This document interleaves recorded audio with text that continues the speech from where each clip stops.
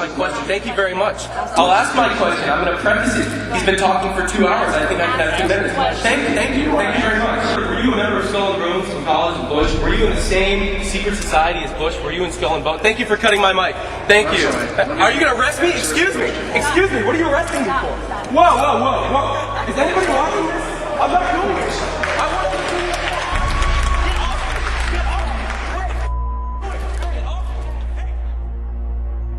The first sentence of the AP story, right, that came out when the whole thing happened, apparently I'm a well-known prankster. That's who I was defined as, but no. Where a student was tased by police right after yelling, "Don't tase me, bro." If anything, it's not that they used too much force.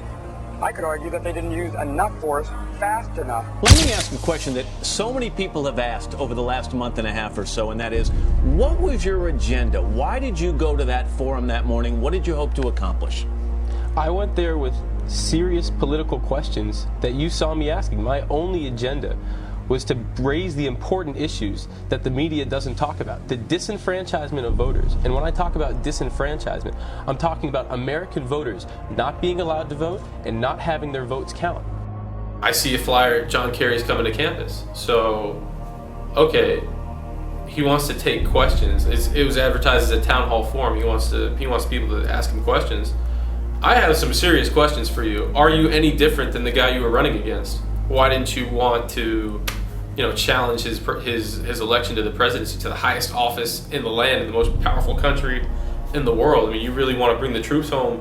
You want peace in the world. Do something about it. So then, what transpired from there? I think everyone knows what happened after that. Get the off me, man! I didn't do anything! Tase me, bro! Don't tase me! I didn't do anything! It wasn't very fun. I'll let you know right now. I was actually afraid for my life. People thought, like, why is he acting this way? I mean, you see all the documentaries about what the Patriot Act is about and what they have the legal capacity to do, what they can actually do. And it's frightening. It's frightening what they have the legal ability to do, and I didn't know what they were going to do with me. I mean, maybe that's youth and paranoia and not a lot of experience, but I genuinely was afraid for my life after that happened. I mean, I think everything that happened in 2007, it was like a precursor. It was like, here's the near future, everybody. If you want to speak out, there's going to be armed opposition just for talking.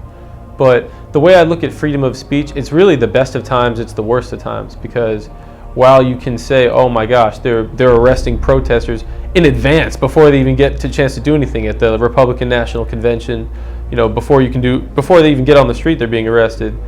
At the same time, we have the internet. I can make this video right now. I can show it to millions of people. I don't have to show up to somewhere where I'm going to be arrested. I can just communicate with millions of people instantaneously. So we have the most freedom of speech we've ever had, while we have the least. Best of times, worst of times. It's really that's the way it is. So do you believe that there are certain secret societies, or they're not even secret anymore? The Council on Foreign Relations, the Bilderberg Group. I mean, these are things that were hush hush a long time ago. They're out in the open now. They just like to say, oh, we just meet and talk about things. They try and take the edge off it. It has been said that absolute power corrupts absolutely.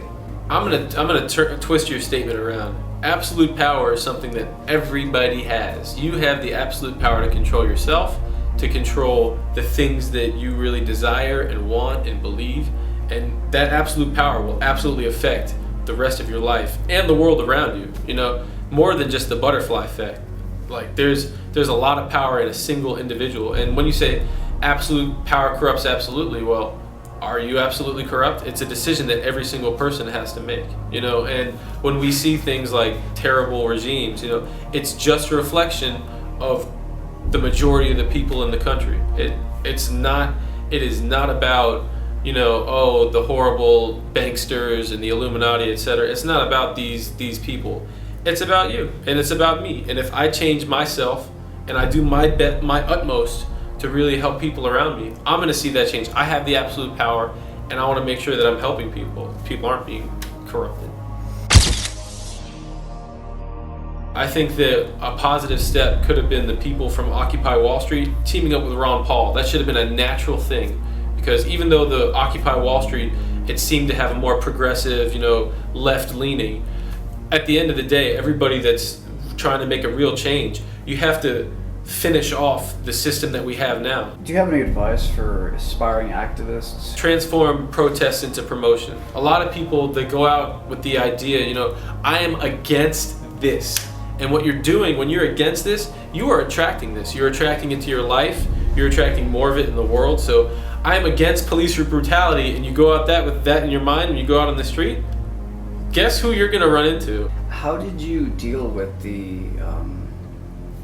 overnight fame that bombarded you? The first thing was like a kind of paralysis. Like, what is this? Jon Stewart's calling me a douchebag? Why? Why am I a douchebag? But, you know, and then it was a whole litany of things.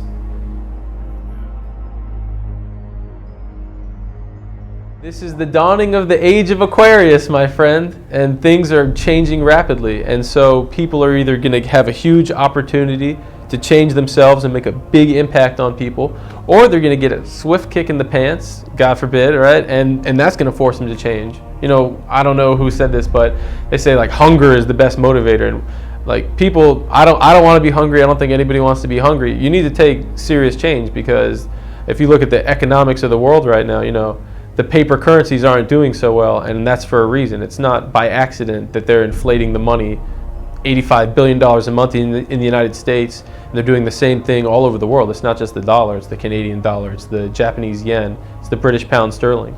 It's a return of consciousness. It's that era. If you look at a lot of people saying the same thing all over the world, like this is a time where it's going to be a return of consciousness. So there's two paths. You can either choose, you know what, I notice that there's things I don't know and I really want to find out what's going on and make a positive change to myself, or something's going to happen and then you're going to be forced to make a change.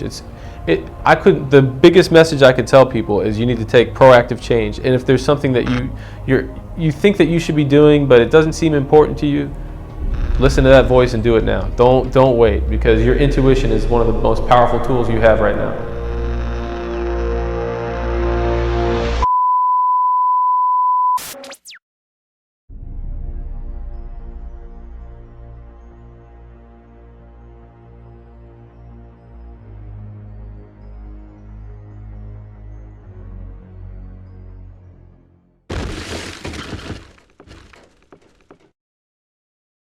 Afraid to talk about your depopulation plan. Why don't you get lost? Why should I get lost? It's serious. Sick person. Sick person. How am I sick? You're the one committing.